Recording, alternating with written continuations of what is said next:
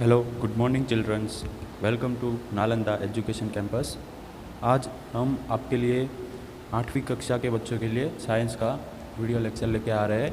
तो कक्षा 8वीं के बच्चे वीडियो को पूरा देखें और ध्यान से सुने, और ज़रूरत लगे तो 2 या 3 बार देख ले। ठीक है, आज शुरू करते हैं हम साइंस का पहला चैप्टर, साइंस एंड टेक्नोलॉजी का पहला चैप्टर, जिसका नाम है crop production and management. Crop production and management, crop माने जो हम खेत में पाक उगाते हैं उसको बोलते हैं क्रॉप, उसका प्रोडक्शन और फिर उसका मैनेजमेंट, व्यवस्थापन कैसे होता है, उस सब चीज़ों के बारे में हमें सीखना है। तो चलिए शुरू करते हैं। Paheli and Boojho went to their uncle's house during the summer vacation. Their uncle is a farmer on one day. They saw some tools like खुरपी, sickle, shovel, plough etcetera in the field.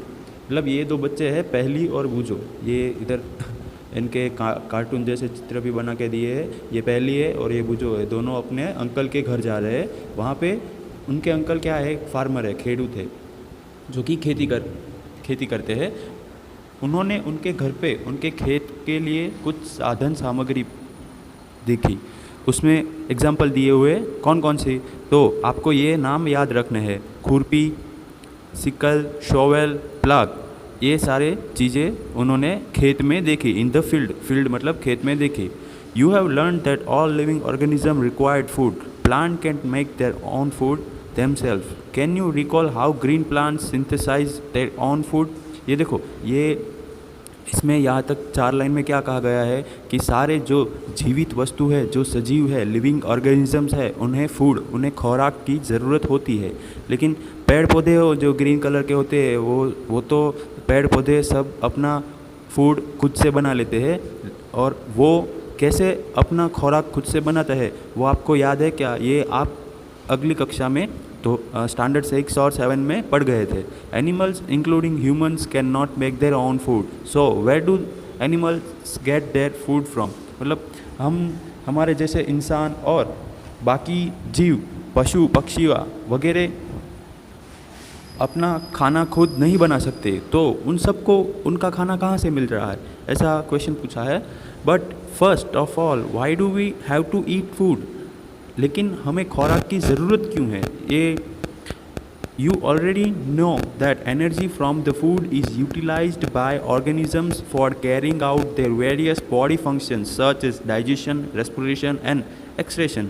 मतलब ये जो ऊपर क्वेश्चन पूछा है कि हमें खाना खाने की ज़रूरत क्यों है, उसका जवाब इधर नीचे ही दिया गया है। क्या है कि हमें जो एनर्जी मिलती है, अपनी बॉडी में एनर्जी जो होती है वो कहाँ से मिलती है? खाना खाने के बाद वो खाना डाइजेस्ट होता है, उसमें से पूरी एनर्जी यूटिलाइज होती है। और सारे ऑर्गेनिज्म जो कि काम कर रहे हैं अपनी बॉडी में, जैसे कि कौन कौन सा काम?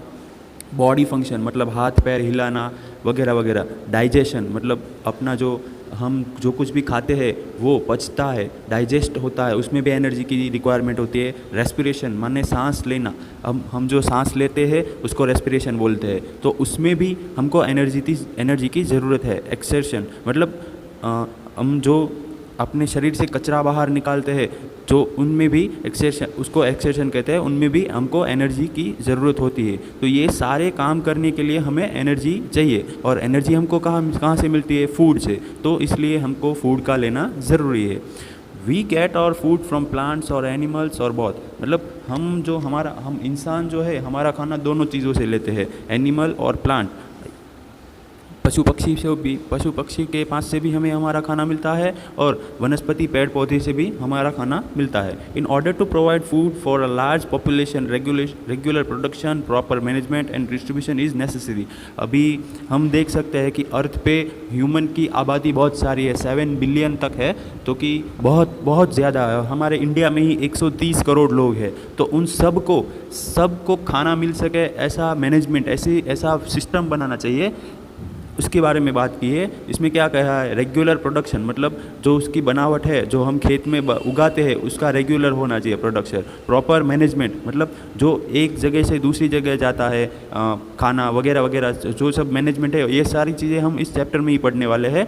ये सब ठीक से होना ज़रूरी है। अगर इसमें कुछ भी ठीक से नहीं हुआ, कोई एक आध स्टेप भी ठीक से नहीं हुआ, तो लोगों को खाना मिलना कठिन हो जाएगा।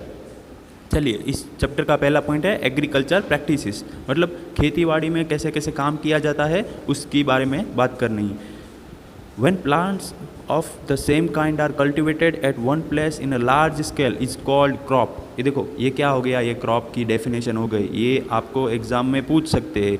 ये पूरा जो ढाई लाइन है वो क्या है, क्रॉप की डेफिनेशन। तो क्या कह रही है, when plants of the same kind are cultivated at one place on a large scale it is called a crop. मतलब एक ही तरह के पौधे एक ही जगह पे बहुत सारी मात्रा में अगर उगाए जाए तो उनको क्या कहेंगे, हम क्रॉप कहेंगे। हिंदी में उसको पाक कहेंगे, पाक।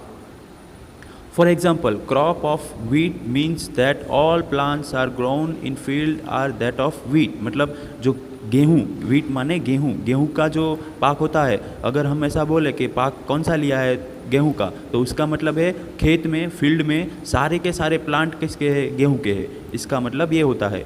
You already know that crops are of different types like cereals, vegetables and fruits. These can be classified on the basis of the season in which they grow। मतलब अलग अलग तरह के पाक होते हैं। अभी सब्जी हो गई, फ्रूट वगैरह हो गया, मरी मसाला हो गया, वगैरह हो गया। तो उसका हमें क्लासिफिकेशन करना हो तो उसके लिए हमको क्या कहा गया है, these can be classified on the basis of the season in which they grow. मतलब कौन से सीज़न में, कौन से महीने में वो उगाया जाता है, उसके बेसिस पर हम उसको क्लासीफाई करते हैं। India is a vast country. The climatic condition like temperature, humidity and rainfall vary from one region to another. मतलब इंडिया एक बहुत बड़ी कंट्री है और यहाँ पे एक राज्य में जो टेम्परेचर है या फिर जो बारिश का मौसम है या फिर जो भेज है वो सब दूसरे राज्य से बिल्कुल अलग होता है। Accordingly there is a rich variety of crops grown in different parts of the country. Despite this diversity two broad cropping patterns can be identified.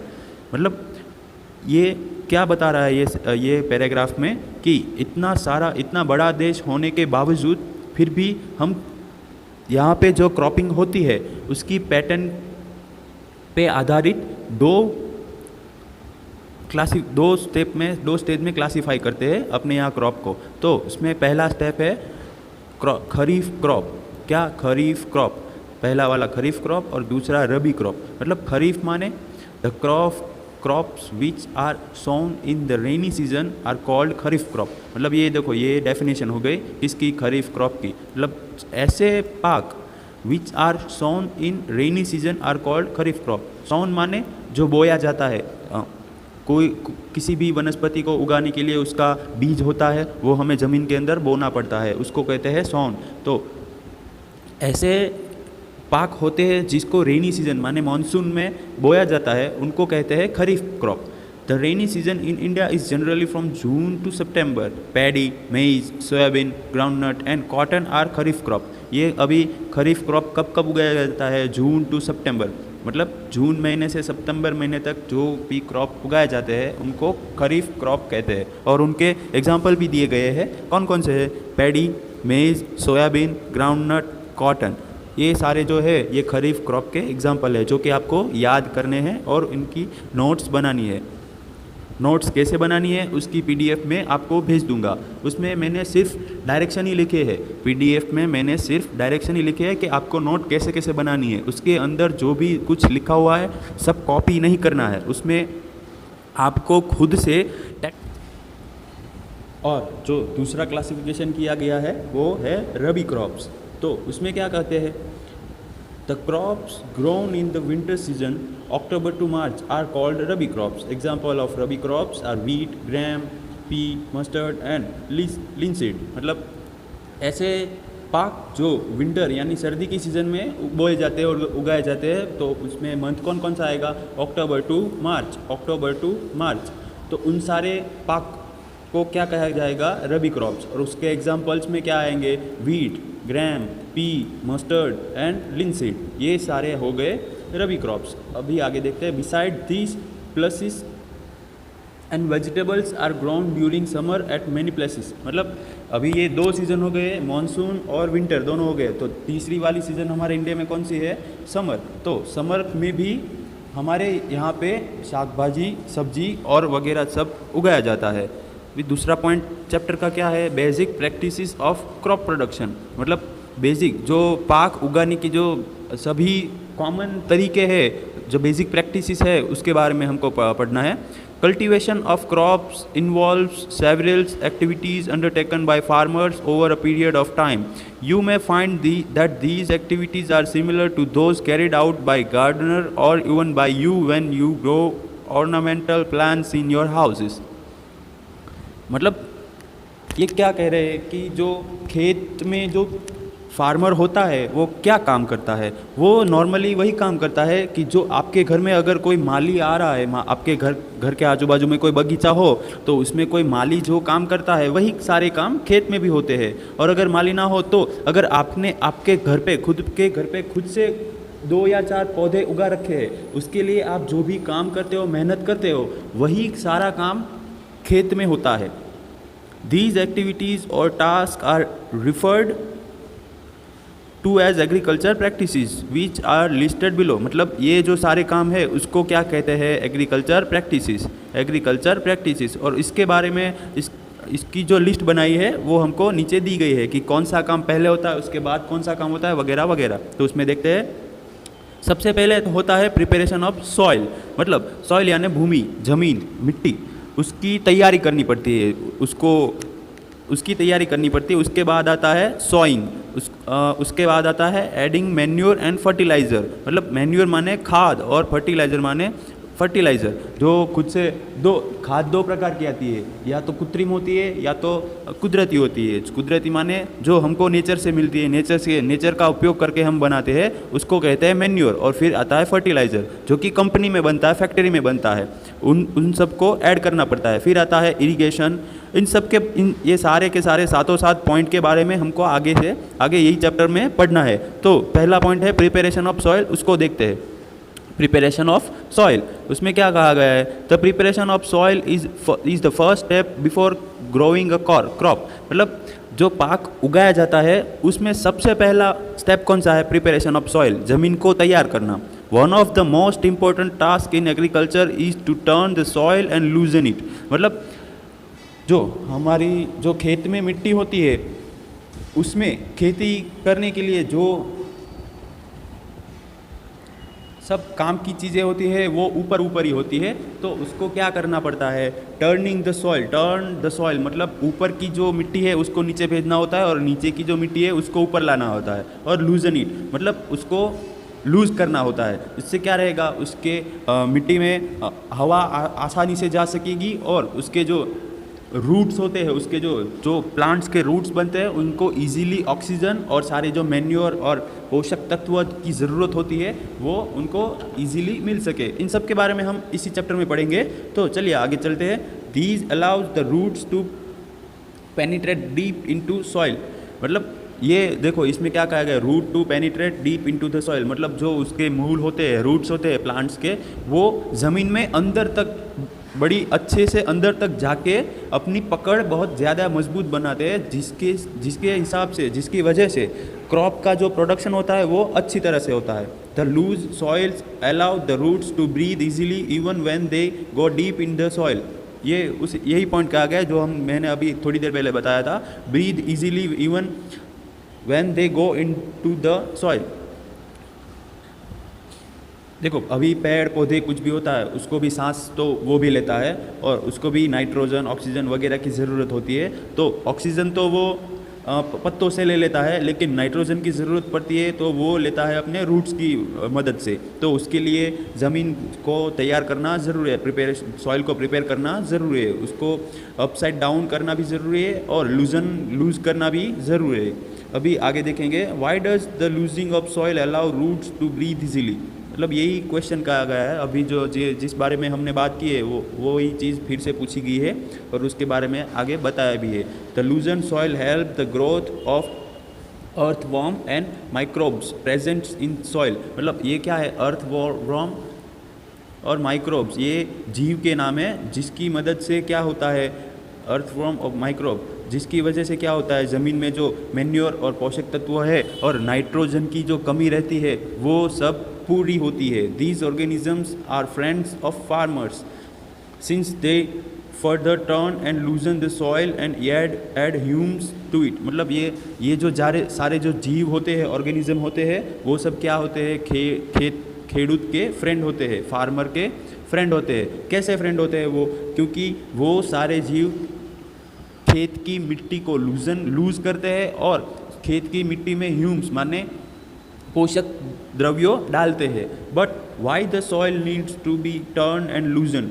You have learned in the previous class that soil contains minerals, waters, air and some living organism. In addition, dead plants and animals got decomposed by soil organism.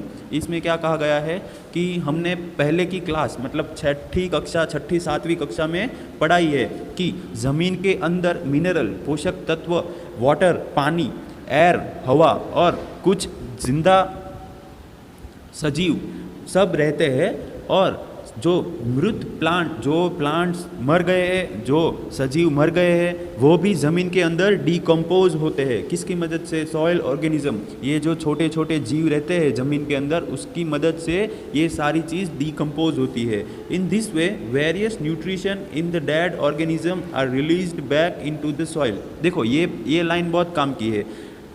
In this way various nutrition in the dead organism are release back into the soil. अभी क्या ये जो मृत जीव है उसके अंदर भी काम के न्यूट्रिशंस वगैरह होते हैं, वो सारे फिर से ज़मीन में आ जाते हैं, वो सारे फिर से अर्थ में मिल जाते हैं। कैसे?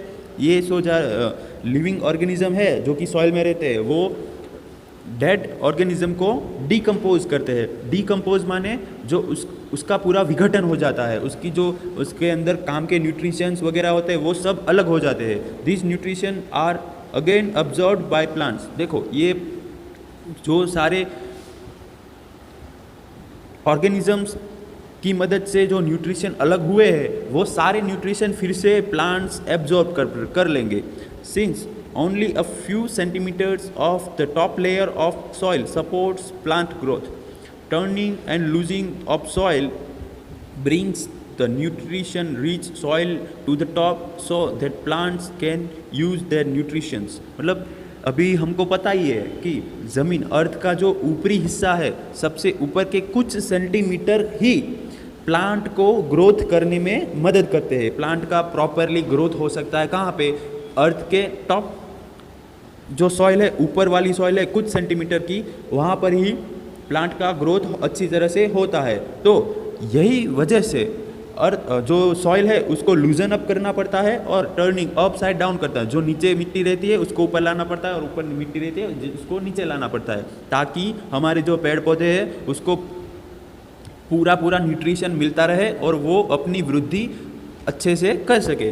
दस turning and losing of soil is very important for cultivation of crop. मतलब ये जो प्रोसीजर है, पहला वाला step turning and losing of soil, मतलब उसको हमने मेन पॉइंट में क्या वर्ड यूज़ किया था?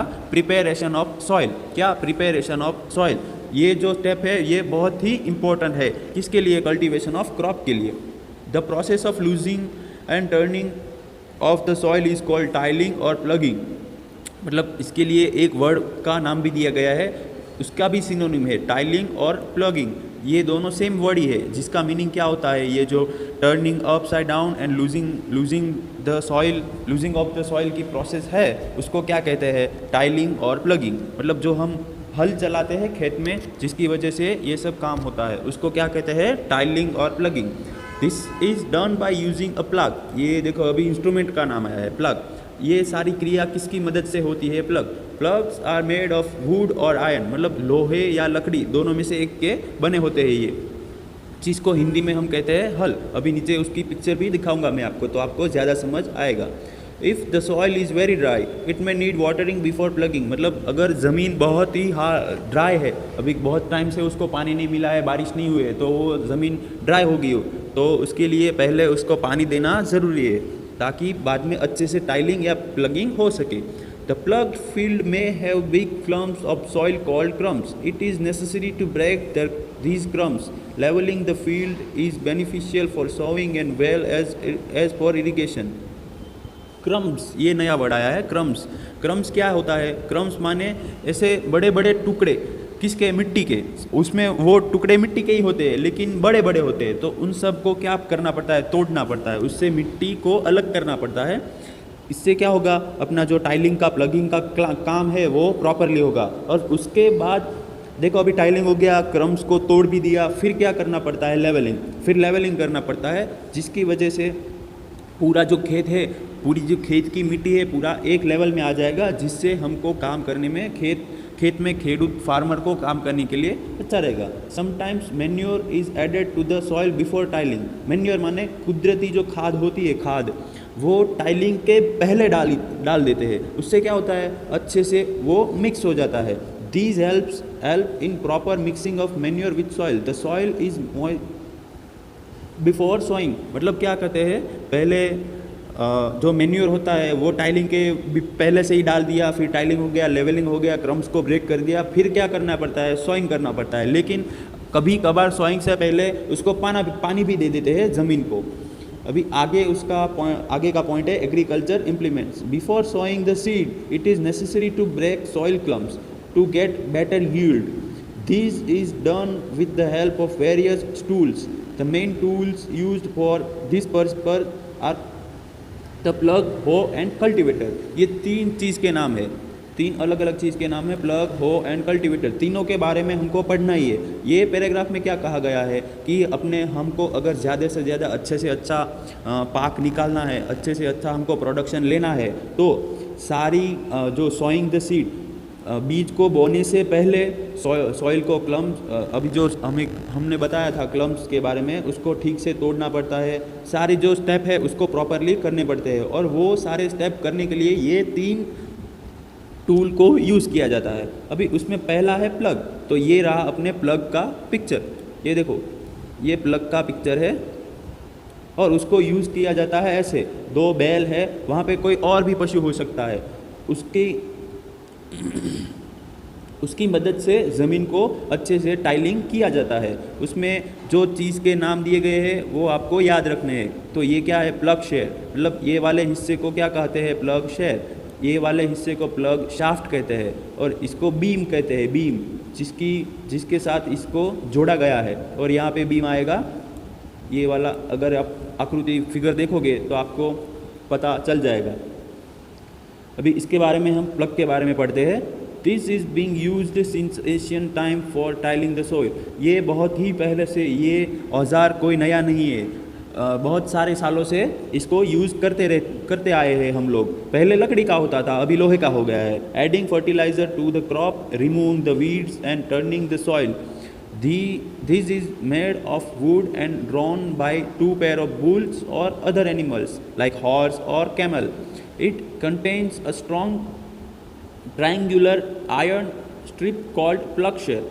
The main part of the plug is a long log of wood which is called plug shaft. अभी जो मैंने फिगर में आपको अलग अलग चीज़ें दिखाई थी, उसके बारे में, सबके बारे में प्रॉपरली लिख के आपको बताया गया है। पहले तो ये प्लग शाफ्ट हो गया। प्लग शाफ्ट किसको कहते हैं, इसके बारे में बताया गया है। फिर प्लग शेयर हो गया, प्लग शेयर किसको कहते हैं, उसको भी बताया गया है। और आगे देखते हैं, there is a handle at one end of the shaft, the other end is attached to a beam. ये देखो बीम भी आ गया। Which is placed on bull's neck, one pair of bull and a man can easily operate the plough. मतलब एक जोड़ी बैल की और एक आदमी आराम से प्लग को चला सकते। The indigenous wooden plug is increasingly being replaced by iron plugs nowadays. मतलब अभी ज़माना बहुत तेज़ हो गया है, तो लकड़ी की चीज़ें थोड़ी कम चल रही है, इसलिए अभी लकड़ी के हल की जगह लोहे का हल ज़्यादा यूज़ होने लगा है। अभी दूसरा जो यहाँ पे टूल की बात की थी, पहला प्लग था, दूसरा हो था, तो अभी हो के बारे में जानना है।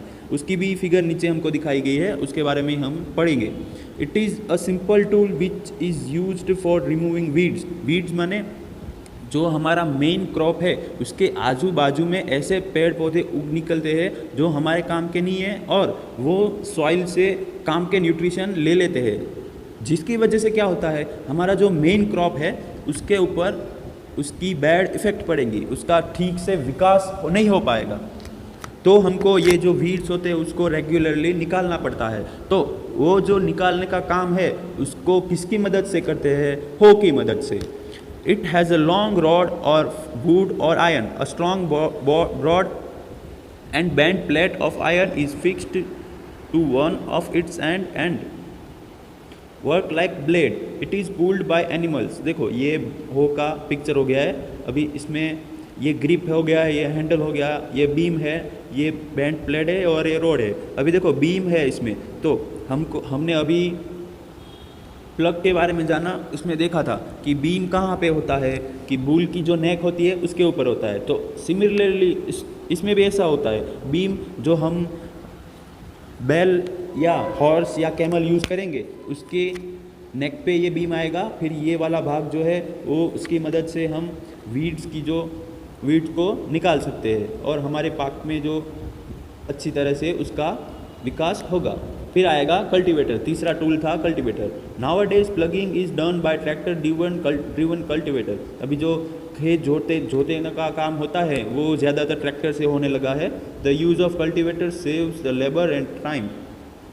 ये तो हम सबको पता ही है, जितनी ज़्यादा टेक्नोलॉजी यूज़ करेंगे, जितने ज़्यादा मॉडर्न चीज़ यूज़ करेंगे हम, उतनी ज़्यादा हमें कम आदमी की ज़रूरत पड़ेगी और हमारा समय भी बचेगा। चलिए फ्रेंड्स, तो आज के लिए ये 1.3 तक इनफ है। अभी 1.4 सोइंग, इसके बारे में हम नेक्स्ट वीडियो लेक्चर में पढ़ेंगे। तब तक के लिए गुड बाय, जय हिंद।